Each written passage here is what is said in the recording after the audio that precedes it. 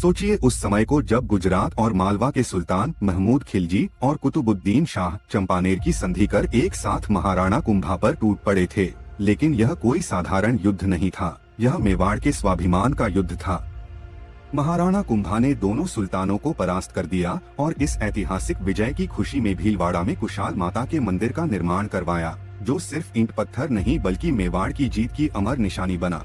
इसी बीच नागौर में सत्ता संघर्ष भड़क उठा, जहां शासक फिरोज शाह के बड़े बेटे का हक छीनकर छोटे भाई ने धोखे से राज हथिया लिया। अपमानित बड़ा भाई न्याय की आस में महाराणा कुंभा के दरबार पहुंचा। महाराणा कुंभा ने सहायता स्वीकार की, लेकिन कठोर शर्त रखी कि विजय के बाद उनकी आज्ञा के बिना टूटे हुए किलों का पुनः निर्माण नहीं किया जाएगा।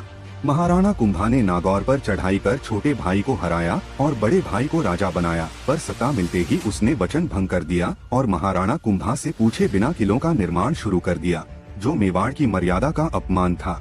क्रोधित महाराणा कुंभा ने पुनः नागौर पर आक्रमण किया, सारे किले तुड़वा दिए और उस भूमि को चारागाह घोषित कर दिया ताकि वहां कोई फिर सिर न उठा सके। उधर मारवाड़ के शासक राव जोधा और महाराणा कुंभा के बीच भी युद्ध की स्थिति बन चुकी थी, लेकिन तभी महाराणा कुंभा की दादी हंसाबाई ने बुद्धिमत्ता से हस्तक्षेप कर युद्ध रुकवाया और आवल बावल की संधि करवाई।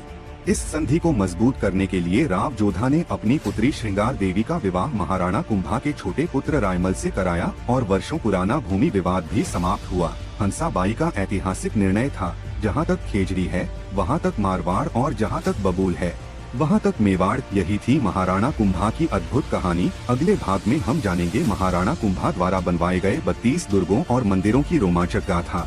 इसलिए इतिहास को जिंदा देखने के लिए रीलोडेड हिस्ट्री को अभी सब्सक्राइब करें।